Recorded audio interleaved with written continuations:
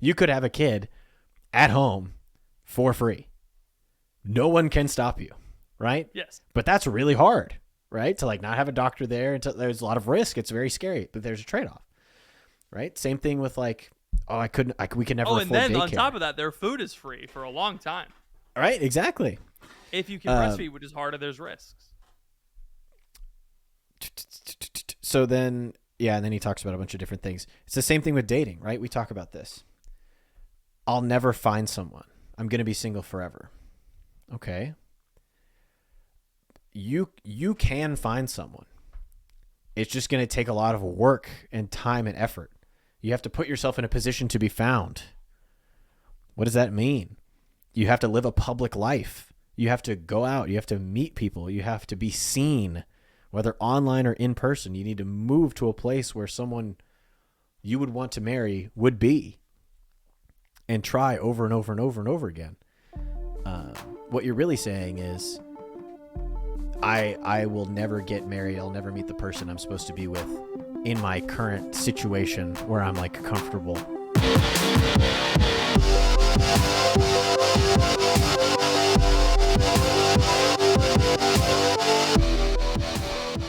Welcome to The Crunch, the only podcast that's been nominated to the cabinet of the Department of the. Well, we're at the head of the Secretary of the Interior. It's your boy Ethan, and I'm Patrick, and this is a Catholic podcast where we talk about topics and joke around. I think we should be the secretary. You should get press secretary.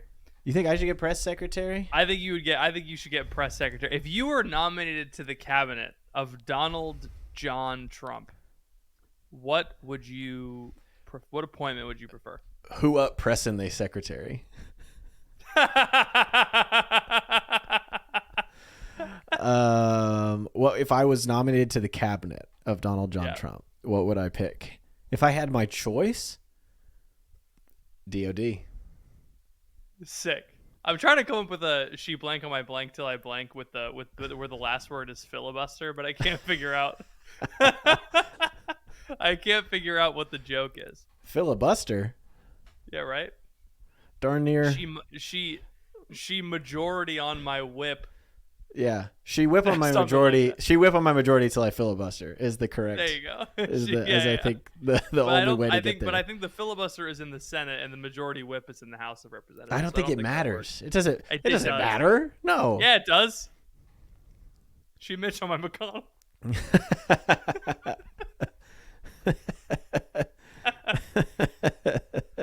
Poor Mitch McConnell, dude.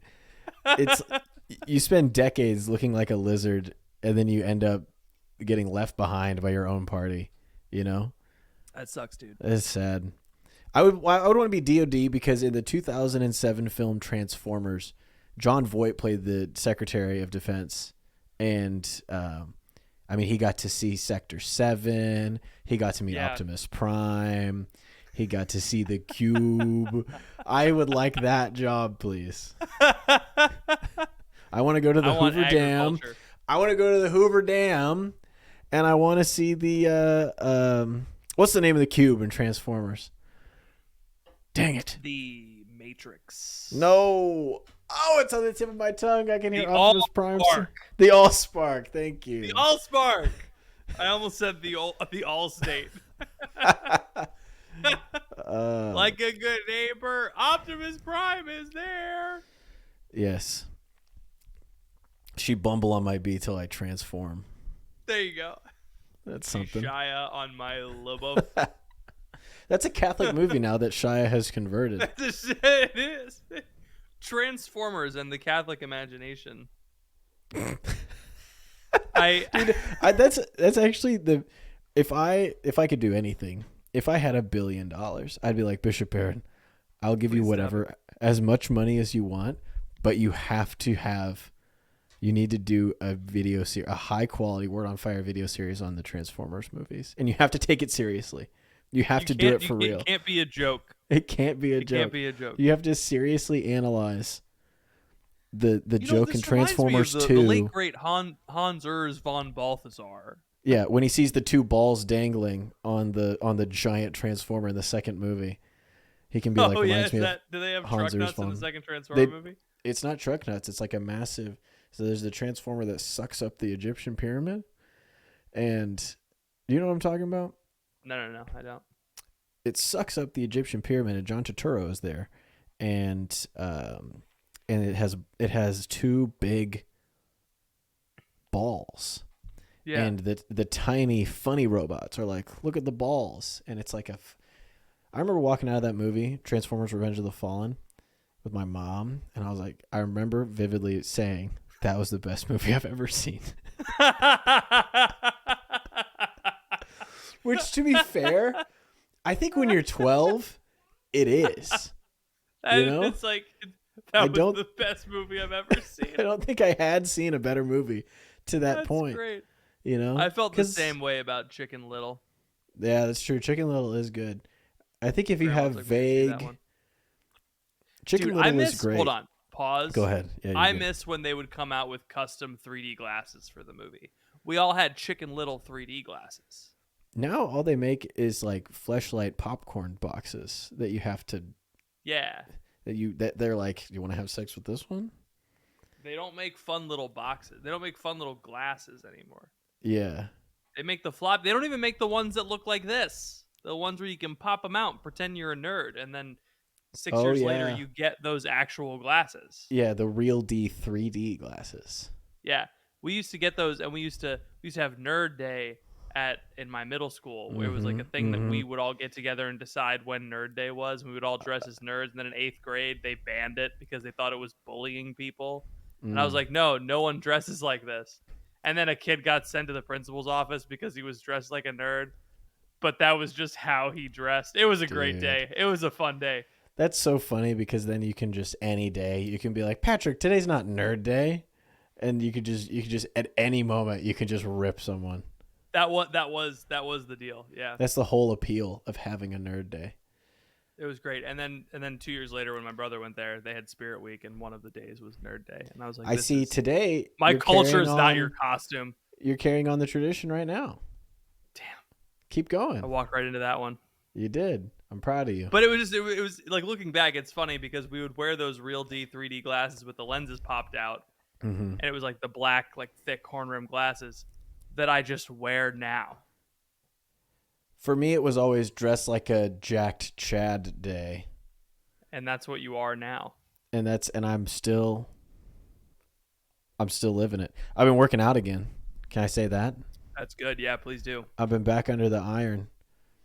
Oh yeah, baby. It's actually massive. Because I finally got all this bunch of junk out of my garage, reorganized it, cleaned it when I was on paternity leave, which was like I took 3 days off. And then some afternoons. Yeah. And I was able to clean my garage, and I got all my weights set back up. And then over my lunch breaks, I've been lifting. Dude, that's huge. Oh, we made 5 pounds of beef on Sunday. Well, Emma made it. And I've been eating the beef every day for lunch. So every day I get like a third. There's some rice. I get like a third to a half a pound of beef for lunch. That's what you need, man. And I've just been cranking protein bar for breakfast, protein shake right after the protein bar. That's 40 grams. I'm sculling 40 grams. Did you know that a double quarter pounder with cheese, no bun, is actually not bad in terms of protein to calorie ratio? No bun. Take I did know that. Bun's like 200 calories of nothing. That's fine. I actually need more calories. I'm trying to gain weight. So like a quarter pounder has a double quarter pounder with cheese has 60 grams of protein in it. Dude, that's a lot. RFK is going to try to take it away from us. No, RFK is going to make them make the beef, like get all the fillers out of it. That's what RFK is going to do. I hope so. Yuta was like, RFK needs to make McDonald's taste the same but be healthy, and that's what RFK is going to do. I would do an RFK impression, but I'm scared it would come out really bad. That's one of those impressions you have to work on. You can't just like try it, you know. I've never heard him talk. That's not true. I've managed to make it this long. You don't know I've what heard he about the sounds brain like? worms. I've heard about the bear in the woods. I've heard about all these things. Are you being Never 100% serious? Like I'm being 100% serious. I've never heard RFK talk. Dude, we gotta. Is we this gotta like pull never up. hearing Trump talk? Is it? It kind of is. Iconic? His voice is insane. RFK Jr. Let's see what his most Hold on. recent. I want to describe what I'm imagining his voice is. The way he looks, I'm picturing like a deep, gravelly, New York adjacent accent. Am I right? Yeah. Okay. Well, I'm pulling it up. This is his. This is him dropping out and endorsing Donald J. Trump. Share my screen here. All right, do you see him? Yes. Okay, can you hear him? I'm sorry to keep everybody waiting. 16 months ago, in April of 2023, I launched my campaign for President of the United States. Oh, he sounds so old. No, I think he had throat cancer or something, so his voice is all screwed up. Oh, that's what it is. That's hard. It's crazy that you didn't know that. Yeah, I didn't know that. Yeah, that must be. He makes him sound like he's a lot weaker than he looks. He looks I know that's the problem. A lot of people healthy. said that if he had his full voice, that he would have swept. He would have swept the election. Probably. I'm gonna pull. Hold on. I'm gonna pull up Tim Dillon's impression of RFK. You're gonna love this. Oh no, that's a lot of fun. Him and his wife are fun. His wife is Cheryl from Curb Your Enthusiasm. Yeah, what a combo. She's awesome and she's really fun. And he's a little more serious because the CIA killed his whole family. Yeah. Way to bring the energy down, very Tim. Yeah. Well, it's just she's very she'll be like, I love strawberries, and then he's like, there's a bomb in the car. Cheryl, there's a bomb in the car. Dude, I love Tim Dillon. He's so funny. So I don't know if you understand. I don't know if what I'm about to say makes sense, but his impression sounds more like RFK than the RFK clip did. Actually, correct. That impression sounds more real. That's more accurate to what now I think his voice sounds like. Yeah, that's really funny. RFK is going to line up the Costco family and shoot them in the head. I think he's going to. I think he's going to systematically exterminate. It's going to be RFK Jr. versus the Rizzler, and it's going to be televised live on I still haven't gotten MSNBC. I still haven't gotten any. I can't find any intel on who the Rizzler is and why. He's like 8. Why would you be able to find anything? You can't find any information on any 8-year-olds. He's not. Anywhere. Well, he's the most famous 8-year-old now. I don't. How is he? He's not related to them. He's just a kid that they found. How did they get connected? Full name. When I search the Rizzler full, the first thing that comes up is full body, which I don't know who's searching that. His real name is Christian Joseph. The U.S. Sun. Who is Jimmy Fallon's guest, the Rizzler, and how did Christian Joseph become famous on TikTok? He's in third grade. Became an internet sensation after wearing a Black Panther costume in a hilarious video where he showed off his natural comedic skills. He's best known for doing the Riz face. He wore a Black Panther costume? Just the chubbiest white kid in a Black Panther costume. I love it. The 7-year-old raises one eyebrow, drops the other, sucks in his cheeks, and pouts his lips slightly. He also strokes his chin as if deep in thought. Other TikTok users have tried to copy the expression with hilarious results. He tried to teach Jimmy Fallon how to do it, and it wasn't overly successful. So he just got famous on TikTok like any other kid, and then he just got pulled into Big Justice's dad. And that's the thing about the Rizzler though, is he can't carry. You know what I mean? Like he can't. Well, he can't he's carry 7. the show. He's 7. I understand. He's but you understand, 7. Correct. This is Little Justice. So funny. Like you're never gonna make it in this business, kid. He's 7. He's got one bit. All right, he's got to expand his repertoire. That's what child acting is you have a bit and then you ride it until you hit puberty, and then everyone decides whether or not you're hot. You know. Dang. And if you are, you get to keep getting gigs. You just have to do what the producers say. You got to go to their trailer. It's just how Hollywood works. I'm not joking. So what happened to Shirley Temple? That's what happened to Jeanette McCurdy. Animal crackers in my soup. Monkeys and rabbits. Loop the loop. It's a metaphor. What? Keep going. What were you saying about the Rizzler? Oh, the Rizzler can't carry. He needed Big Justice and Little Justice because, or it's AJ. Which one's big? I don't know. It's Big Justice. AJ the is little the one. dad, AJ. and Big Justice is the kid, and the mom's It's confusing name that is Big just, Justice is the kid. It's Right. also weird that Right. you knew that. the Um, mom's name is Mother of Big Justice, which I feel like is sexist. She doesn't get a name. And the daughter, I don't know the daughter's name, but there's another. is she just name? There's another homosexual involved named Jersey Joe. It's like a whole. Listen, I like the Costco family. my child is awake at 3 a.m. and I have to do something while I'm. I like the Costco I can't- family. I don't want I RFK can't to just put them on take- the wall. I can't just take Google certifications all night. You know, I need to mix it up with something. Do you do I that do- at night? Do you do Google certification? Yeah, I did one last night. I got my Google Display Ads certification. Nice. Felt great. Love getting into the old skill shop and mixing it up. Yeah. No, I do think RFK should line up the Costco family and put a bullet in the back of their skulls. But Jeez. because he needs to display his strength. He needs to. I mean, he's got the voice problem. What better way to let the country know he's serious about health and fitness than by executing America's unhealthiest family? I don't think he should do that. They need to stop feeding that kid chicken bakes. Dude, yeah, the Rizzler is gonna die before he turns. The Rizzler is too 9. large.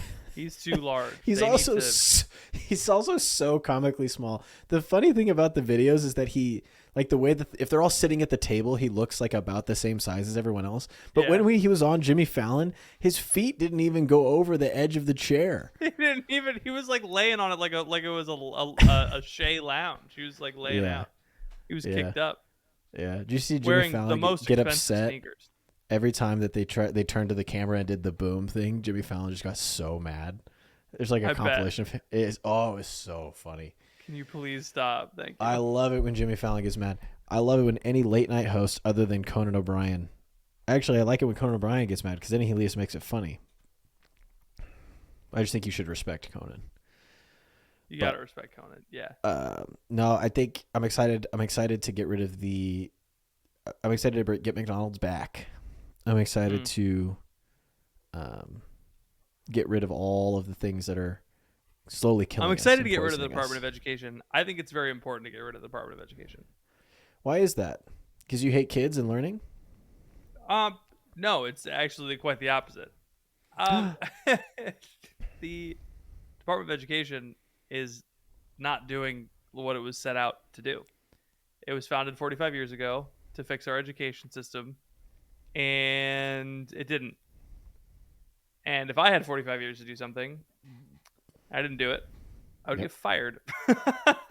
You know, so How do There you you feel go. about Elon and Vivek working together? the Department of Government Efficiency, Yes. the horse is in the hospital, baby. I'm excited. That's all I've been thinking as I scroll through Twitter. I'm like, the horse is back in the hospital, baby. I don't know It's what that gonna be even means. more. There's a John Mulaney bit from the early days of the Trump administration where he's like, it's like there's a horse loose in the hospital, and everyone's asking, how did the horse get in the hospital? What are the implications? The horse doesn't know how it got there. We don't know what, you know, it's so he compares Trump to a horse loose in a hospital, which I actually don't think is very fair. But anyway, it's very clear he knows what he's doing now. And so I'm like, I'm happy that the horse is back in the hospital. It's time. Do you remember the early days of the Trump administration? The first one? First boy, one? it was crazy. No, I was busy trying to get invited to sorority date parties to be Nice. following any sort of was like- policy. It was like the OJ trial. All of these wacky guys, these wacky characters getting pulled in the spotlight. Who is this guy? Steve Bannon was in charge of everyone who worked at the White House. It was wild. Half of them are in jail now. It's crazy. Steve Bannon just got out. Yeah. Good for him. Half minus one Yeah. on trumped up charges. Oh. But now it's like Marco Rubio, the guy from Fox and Friends, the lawyer who may or may not have done weird things with kids. You know, it's like it's a little more Washington. It's not like the guy from Breitbart. Yeah, Alex that's Jones. true. That's true. It's like they're still weirdos, but they're our weirdos. They're the weirdos that have been here. It's like Yeah, they do yeah. normal Washington things, like play with the age 18. They kind of jump that Right. line a little bit. They do It's normal like when Washington things. when your roommate gets drunk and punches a hole in the wall, you're like, dang it, Jerry. But like when the guy who's like your girlfriend's brother's friend who's in town for the weekend gets drunk and punches a hole in the wall, you're just like, you get so mad, Yeah. Because Yeah, he doesn't live here. He's not he's from Columbus. Get him out of here. Why is he here? Go away. Yeah, that's how I feel. I mean, I have a topic. Do you want to talk? We don't really do topics anymore, but I could do a topic if you want. Yeah, I'd like to know your topic. Is it a political topic? Gonna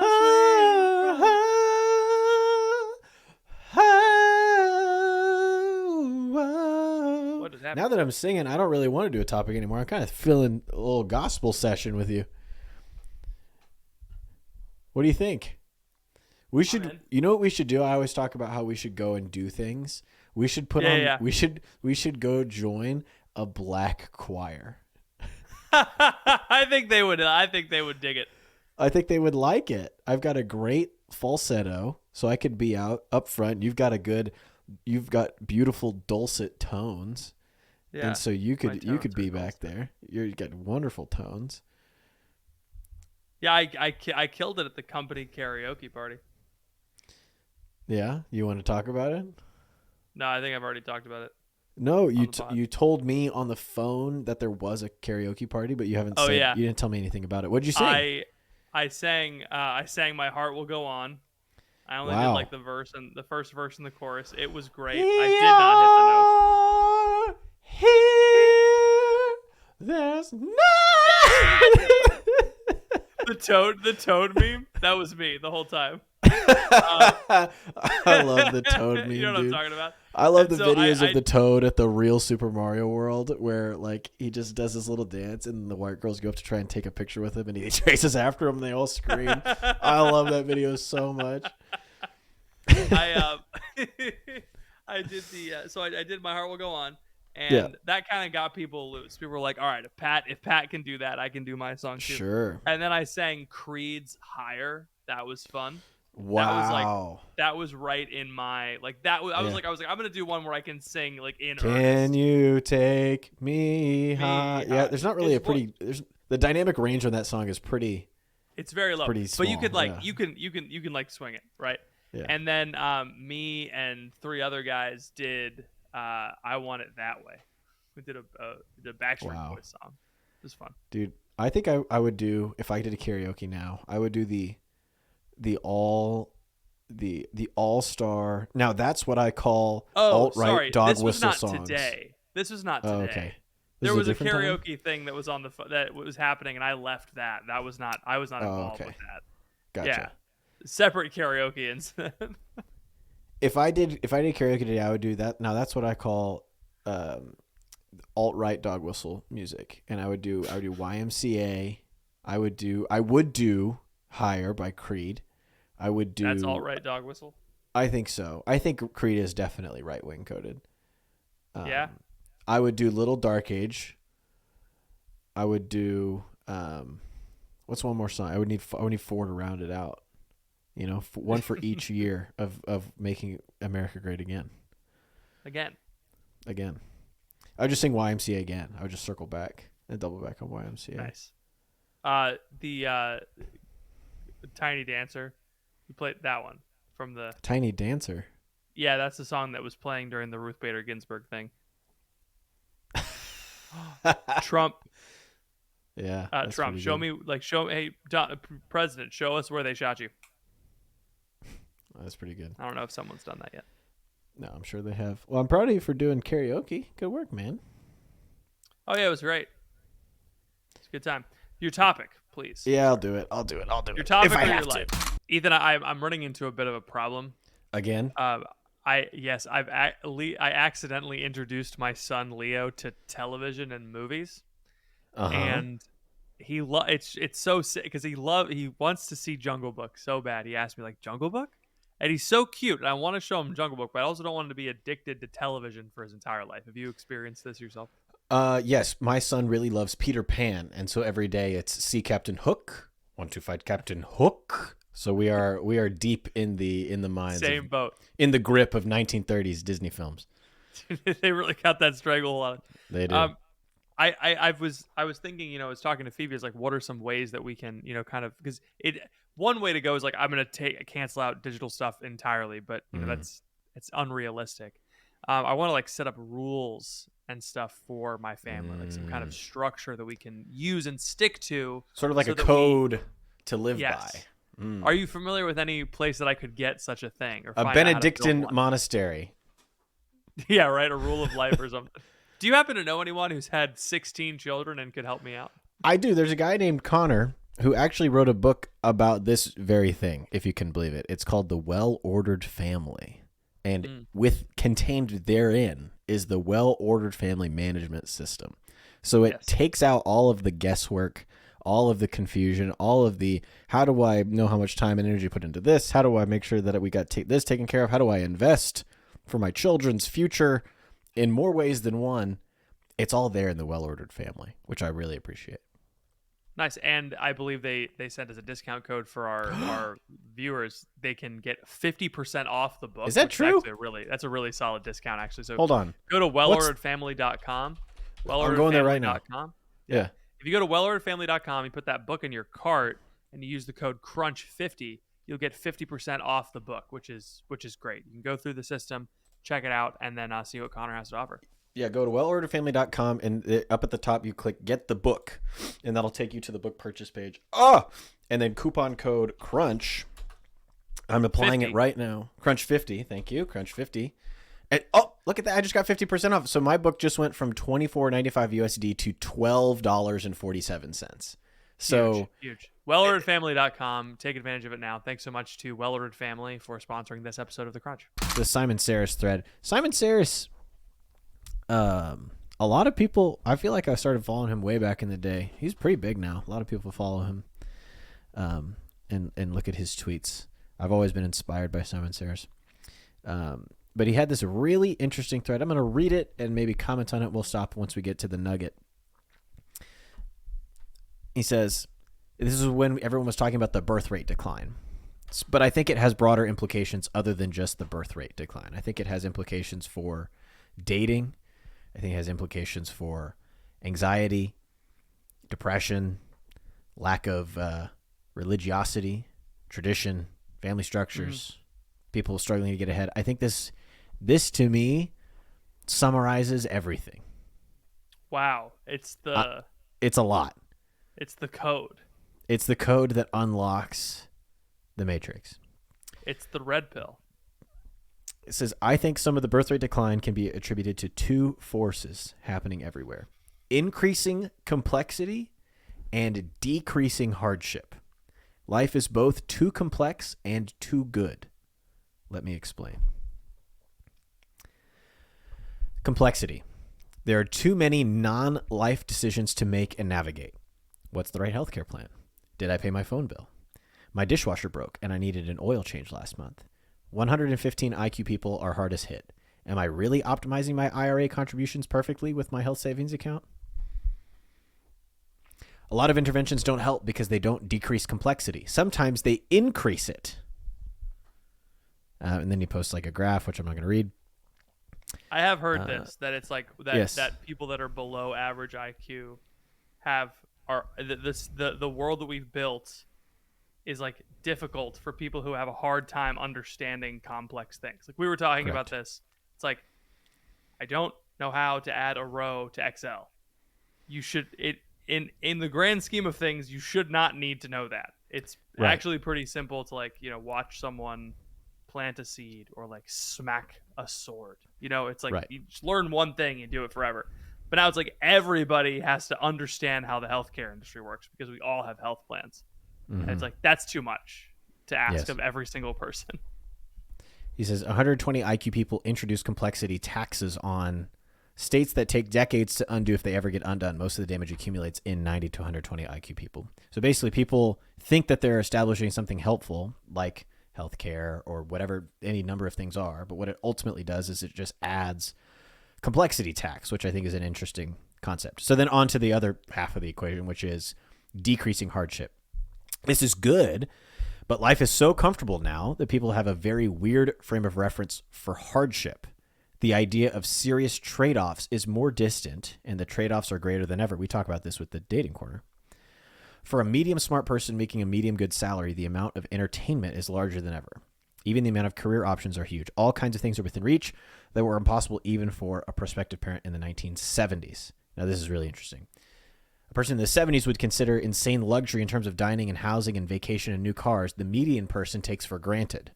Technology has enabled more with less. We get on average far more for far fewer working hours with relative ease. Like the fact that we have AC everywhere. In the 70s, it was like to have AC in a car. It's like crazy. It's like the nicest car on the block, you know? But it doesn't feel that life has gotten better because of the increased complexity. And people can't figure this out because the complexity in and of itself obscures it. And so you get comically backwards opinions like this one. It says, capitalism is like, okay, hear me out. What if instead of living in a nice, safe world where everyone's basic needs are met, we live in a bad, dangerous world where most people can barely feed themselves, but 2 people have 500 yachts? It really misses the point. Life is better than ever, and people have some people have 500 yachts.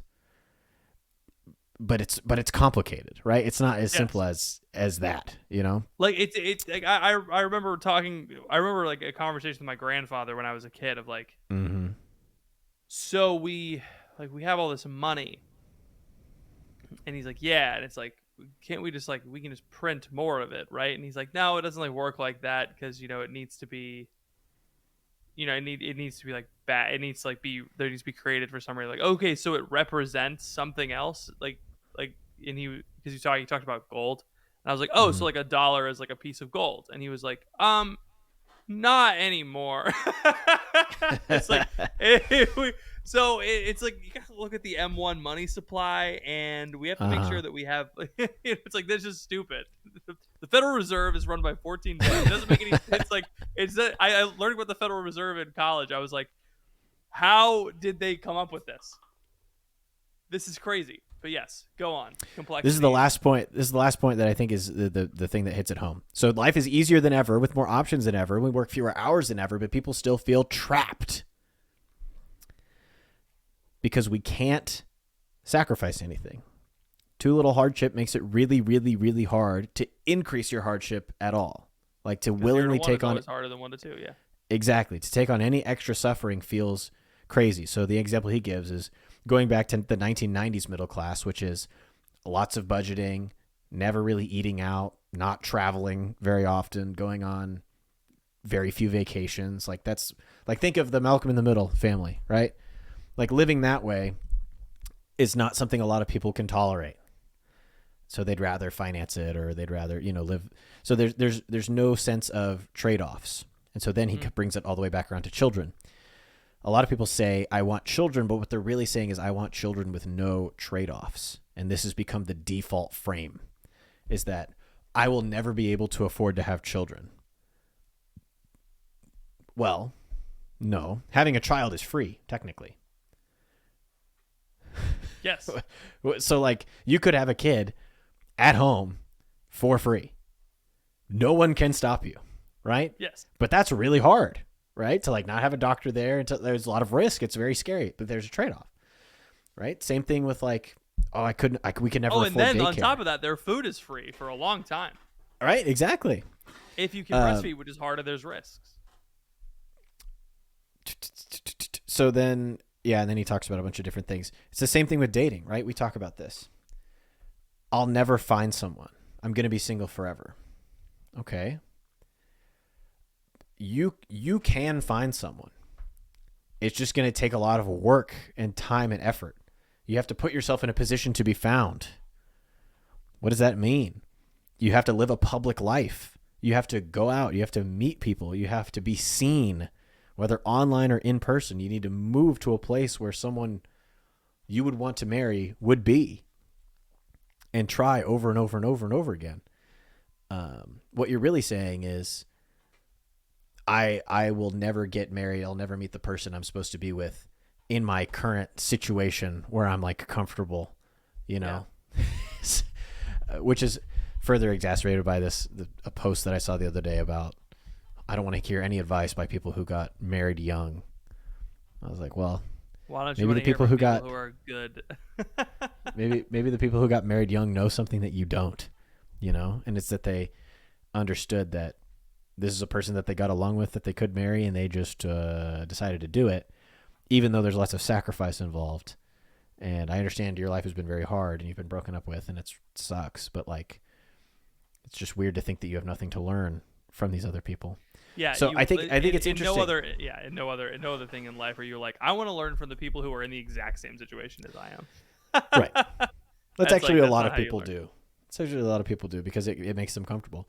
I just love this notion of everything is so complex and everything is so easy, which means that adding on, like, our brains cannot seem to handle adding on anything that is more difficult because of all of the complexity. Like, if you're like fighting through bureaucracy and you have to like fix the dishwasher and you have to mow the yard and you have to fill up the gas and you have to renew your health insurance and then you have to drop the kids off at daycare and then you have to all the things you have to do for work, know how to add rows to the Excel sheet and then do the 2-factor authentication for the thing and then sign up for the new AI tool. There's so much you have to, it's so complicated. So then to think like, oh, if I want to have another kid, I'm going to have to cut back in.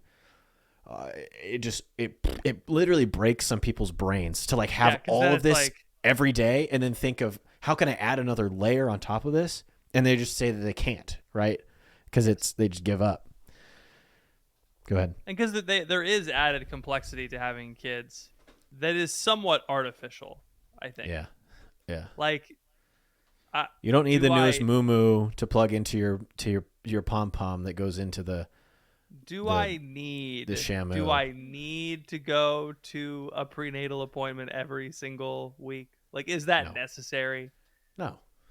Do I Baby's need fine. to stay at the hospital for 72 hours for you to do a million checks? Is this necessary? So the baby's a little yellow. Whatever. It'll grow out of it. It'll buff Just smack it a couple times on the butt, make it cry. It'll be fine. with some baby powder. Yeah, just give it a little sun. It'll lighten up. But yeah, so that actually does help.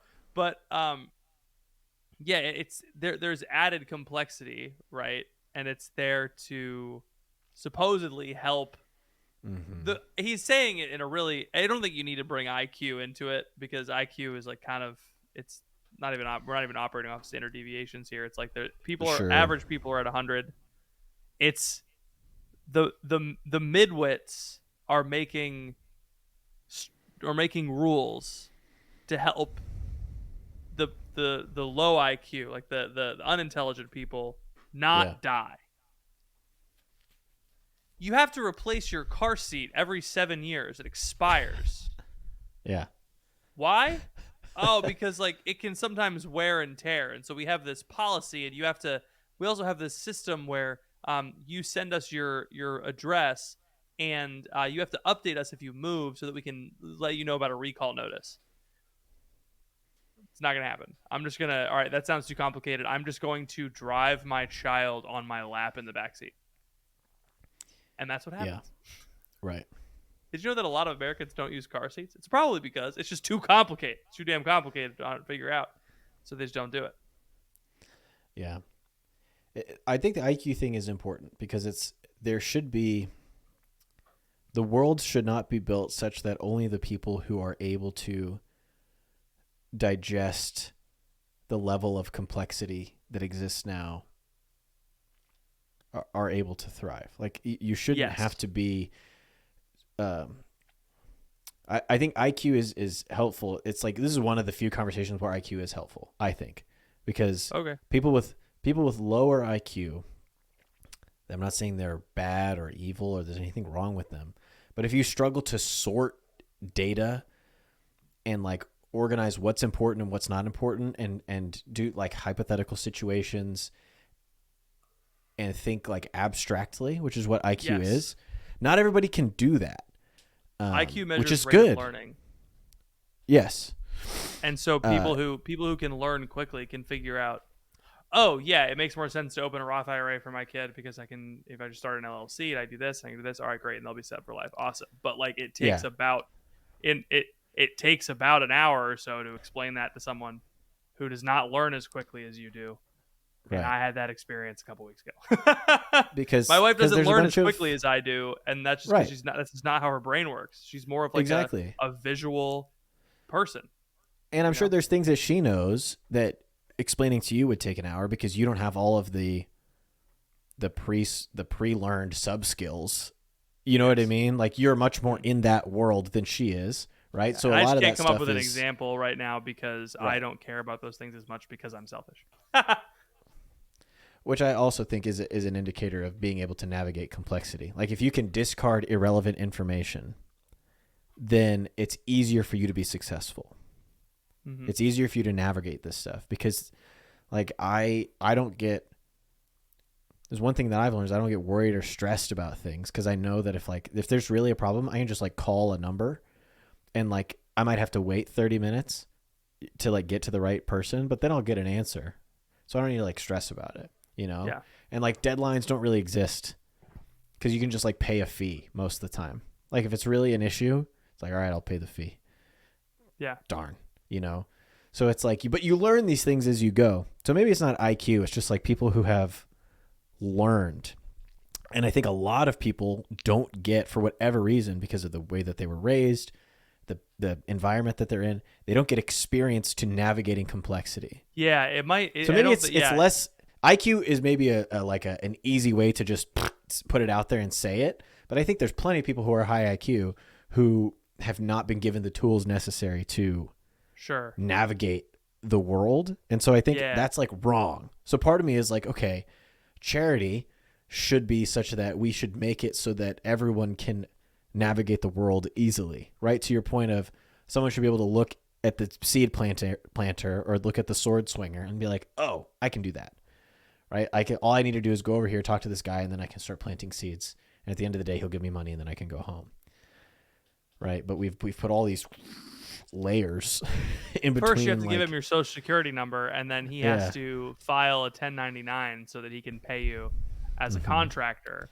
Right. Which is, are you a sole proprietor or are you an S corp? It's like we're running into this with I run into this with taxes. It's just so freaking difficult to figure out, and Yes. so I just am not exposed to it. You're probably right. It's probably less to do with rate of learning. That's probably a factor, but early exposure helps. So like the earlier Yeah. you're exposed to bureaucracy, the easier it is for you to navigate it. Right. And you see this with people who are bad at taking tests. It's probably Mm-hmm. was like it's less that you're bad at taking tests, and it's more like you haven't taken enough tests. Because once Correct. you take more, you're gonna get better at them. But it's like the problem is you don't, it's these complexities are introduced. So like the complexity of taking a standardized test is created to Mm-hmm. measure kids and benchmark them and make sure that they're learning the right things. It's an overly complicated solution. It's incredibly stressful. To Yeah. what? Figure out if they know algebra? Right. I don't know. Like to figure out what reading group to put them in. Mm-hmm. It's like I know what reading group Leo should go in. It's actually more simple for me and my wife to educate him ourselves with a couple of our friends back to Yep. abolishing the Department of Education. Yeah. Yeah. There's a It's the Chesterton same Academy people who starting grew in up- in my city. I'm very excited for you. It's the same people who grew up that were like, why didn't they teach us in school how to do taxes? And it's like, well, yeah. you're expecting this complex thing to be made simple for you without any effort on your part. Like you're expecting to go through the school system and for them to, you want the government to reduce complexity, which is not what government is for. Inherently, government makes things more complex by design to make it more difficult for bad actors to act most of the time. Right? It also has the byproduct of making it difficult for good actors to act a lot of the time. So it's a double-edged sword in that way. But this is people's issue. This is tied in with the whole Department of Government Efficiency thing. I think reducing the complexity of the bureaucratic machine is a very noble and good thing and will help a lot of people, because there's a lot of people in this country who spend most of their waking hours navigating the bureaucracy, navigating the complexity to get what they need. And it's like, that doesn't seem right, you know? Yeah. That they should have to spend hours on the phone or hours waiting in line or hours going here, going there, getting this that form, even an getting that intelligent form. person, that's the other thing, it's not a meritocracy. A bureaucracy Yeah. is not a meritocracy. It would actually No. be better. I think it would actually be better if it was just straight IQ. Like, anyone who's really smart can figure this out and ascend. And anyone Yeah. who's low IQ, they don't. And it's like, they have lived fine lives. That would be a better situation than if you have IQ, if you're really smart, that's like permission to play. And you also just so happen to like have been in a situation where you see this with kids whose parents are entrepreneurs. It's like, I was 16 and I bought my first rental property. It's because they learned at a very early age, they were exposed to the complexities of the housing market and were able to navigate it at an early age. Yeah, so it's like I remember during the first Trump administration, they were talking about reducing the tax code to instead of books and books and books, something that can be summarized on the back of an index card. It's like, man, that would just be great. Would be great. That was Herman Cain's whole thing. That was Herman You know? Cain's whole thing? Yeah, before he died from the coronavirus. What happened to Herman Cain? Yeah, he got Herman Cain died from coronavirus? Yeah, many years ago. He was an anti-vaxxer, and so there was a subreddit dedicated to Herman Cain, getting the Herman Cain Award. And anytime someone died who had refused the vaccine, like on social media, people would post their like Facebook posts of like, I'm not getting the vaccine, F you, and then they would post their like obituary. It was very mean-spirited. Yeah, it sounds like that sucks. One of my most viral posts from about, no pun intended, from about 2021 was, call me crazy, but I think if someone refused the vaccine and gets coronavirus, we should help them. Yes. People got very bad. They're like, no, we shouldn't waste resources on someone who wouldn't even do the basic human decent thing of, I'm like, I don't know. That seems like dangerous. Wasting resources on saving someone's life. So what if there's like someone who's maybe like young and they like break the law? Should we like spend 70 years like supporting them through the penitentiary and recovery systems, or should we just kill them? Yeah, like because it seems like you're saying that we should kill those people. It seems like you're saying it seems like you're saying refusing the vaccine is the only thing that deserves the death penalty. That's what it sounds. It seems like you're saying that making a mistake makes you beyond help, which is not what you believe in other situations. And I would like you to be Very consistent. Ethan, help! I'm drowning. I need to find land, perhaps an island, a Greek island, to find safety, both in physical and digital security. You got your little flippers on? Yeah, I got my little blue swimming boy. You little snorkel? Swimming. I'm like, help someone find me. Do you know? The type of guy. I'm swimming in an ocean of privacy violations, and I need to find a haven in this digital ocean. You're the type of guy that would go on an excursion in the Mediterranean and the boat would leave you behind. I just need you to know that. I hear you. I think the internet is getting more and more pernicious. They're making robots that talk and walk and pour drinks. Pour beer. And it's getting to be a little bit much. I mean, we're going to Mars, but at what cost? You know what I mean? And I think that each American, especially in the coming years when it's going to become illegal to be Catholic, we deserve our privacy. We deserve to be protected from government overreach and big companies that are spying on us, trying to target us with ads, trying to get us to spend our hard-earned dollars on their junk instead of on investing in a beautiful future for our families and our friends. Patmos Hosting Solutions can solve that.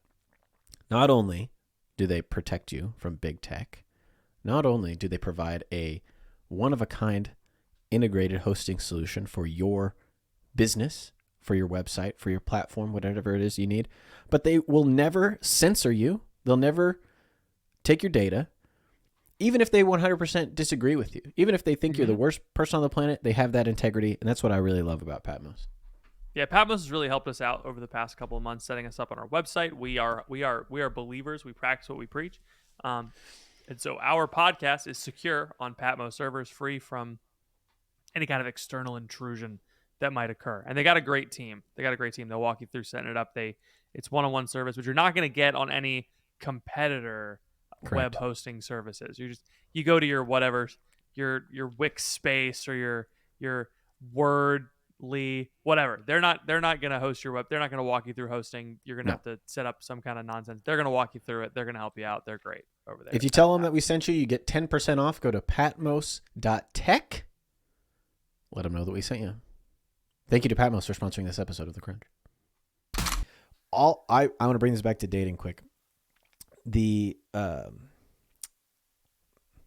is hard for people.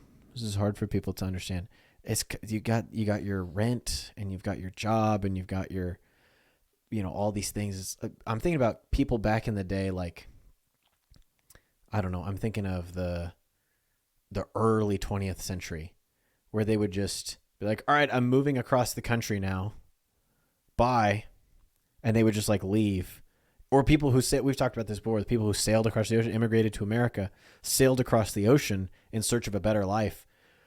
That sounds really hard, but it was less difficult than staying where they were, which is crazy, right? If you think about that. And then there was nothing, like there weren't any maybe there was a passport. They had to put their name in like a book, I think. Under they had to crawl up Lady Liberty and write their name in the book that she holds, and then Island, on Ellis Island, which does sound like a Fortnite place, and then and then they just got to go to America, and then they were just in America. Yeah, there was no passport or like social security number, or there was none of that stuff. You didn't have to. You could just move, and then you could just start farming. Isn't that crazy? Yeah. Like to think that moving across the world was less complicated 100 years ago, before all the things we have now, than it would be today. Yes, it's just a weird thing to think about. You would think that it would be less complicated. Yeah, and you could just like go to a city, and you could like buy. First of all, you could get a house, so that's crazy. Hold on.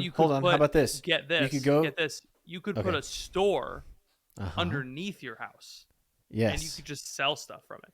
Like in the movie Elemental, where they go to a new city, go to Element City, and you could get a store under your house, and you could hawk your wares to a customer.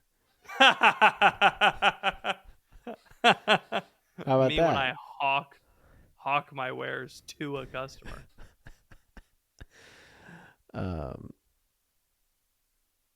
Yeah. Anyway, it's just so people. I just don't. This is why I have very little sympathy. It's like but I also have a lot of sympathy, because you can't just say to someone, "Oh, just cut through the bureaucracy and do what you need to do to get to where you want to go," because not everybody's wired that way, and not everybody has learned the things that I've learned.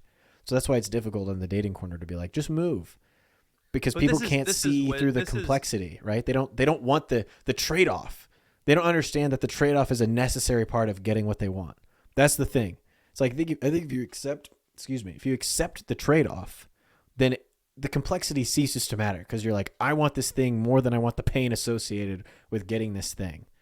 Yes. And I don't think people are willing to do that by and large. People don't want the complexity of going through the hospital to have a baby. They also don't want the simplicity of, I'm just going to have a kid in my bathtub, and my friend who's a nurse, I'm going to pay her $100 to deliver my baby. Yes. Come on over, cut the cord, bury the placenta in the backyard. I'm going to give tree going. I'm going to cook you a pizza, and you're going to deliver my child. We don't want the pick yourself up a Red Baron on your way over. Pop it in the oven. A self-rising pizza, please. Pop that in the oven. I like that the person is picking it up themselves, ostensibly purchasing it on their own, and then bringing it to your house. Hey, I'm in labor. If you want to eat, get yourself a pizza on the way over Please here. go to specifically get a Red Baron pizza. I will not have any DiGiorno's in this house. If you bring me a Jack's Pizza, I will give birth somewhere else. If there's not a box around the plastic, I don't want it. If it's just plastic, I'm throwing it in the garbage. Those Dude, pizzas the are gross. the stock Walmart pizzas in just the plastic. Disgusting. Gus and Eddie were wrong about Jack's Pizza. Yeah, they were wrong. They loved it wrong. too much. Red Baron's the way to go if you're going to get frozen. You can get DiGiorno, but I won't respect you anymore. Sorry. The long and short of it, I guess, to make something complex simple. I think the complexity shouldn't stop you from doing naturally human things. It's like the people who don't want to get married because they don't want to do the marriage prep. They don't want to go. They don't want to get the venue. They elope and they go to. It's like, we don't want to get married because it's so complicated, it's so expensive. Whatever. It's like, just make the complicated thing simple and get rid of the bureaucracy. Like, don't even worry about it. You just don't navigate. Just do the hard thing, which is, find a priest that will marry you, etc.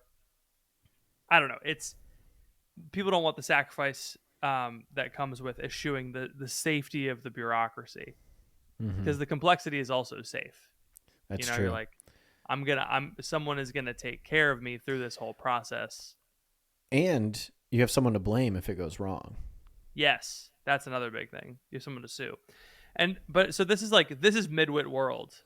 Midwit love complexity. This makes it feel smart. It's why you see people. Why you see people commenting on a little anime character saying, this really preponders the eschewy of the modern age. Shut up. This eschews nothing. It eschews me. I'm done with this nonsense. It's like you're making something complicated that it's simple. It's a little anime. Yeshua. This is Midwit world. We're making something complicated that doesn't need to be. Wisdom is simple. Wisdom makes things simple. It's the ability to. What's the classical term for midwittery? Is it just being midwittery? Just being a dunce? Oh, sophomoric. Yeah, sophomoric. Yeah, It's a wise fool. It's like, oh, you know a lot. Because you're sophomore. Boy, are you telling us? Mm-hmm.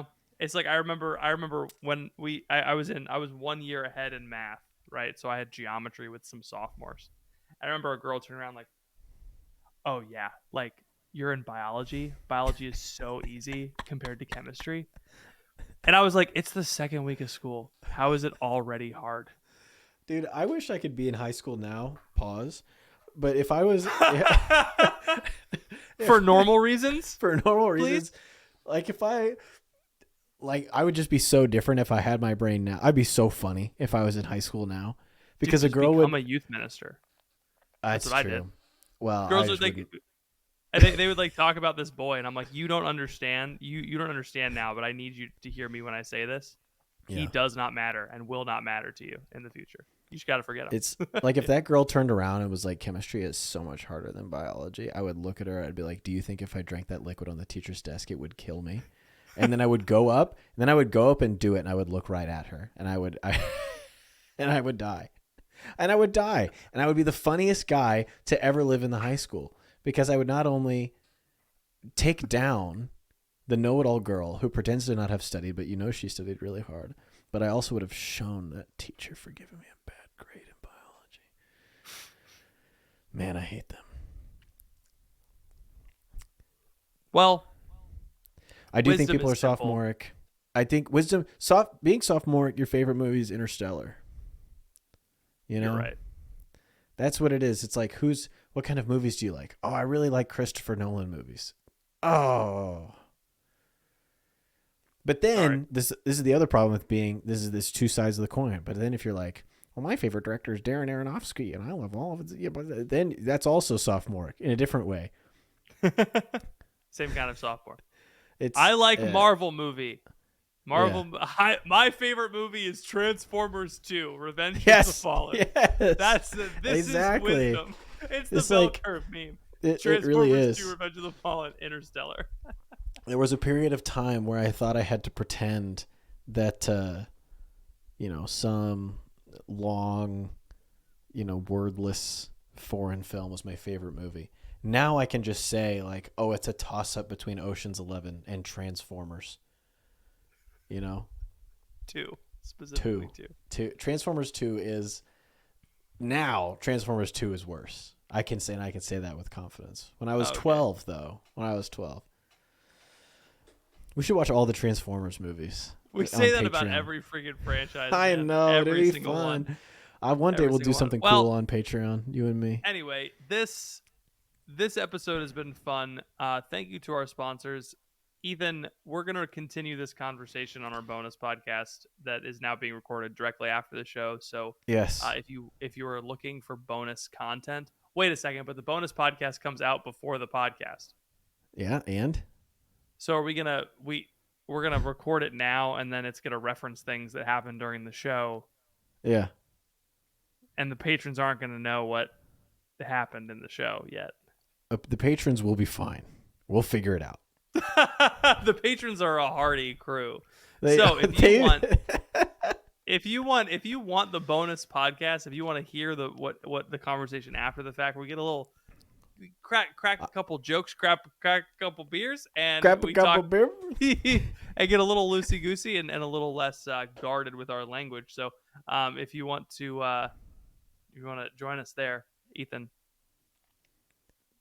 Do you have anything else for the people? I'm sorry. What is happening? I don't know what's happening. You I get- wanted you, to you invite preface- people to come to a bonus show and you lose you get all flustered. I You're lost like all a my gumption. you're like a shy girl at the dance wanting to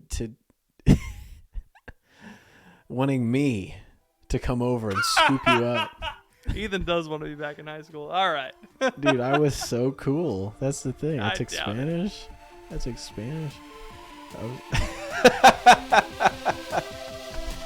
All right, we'll see you guys in the bonus episode. Don't hate me Bye. for being Catholic.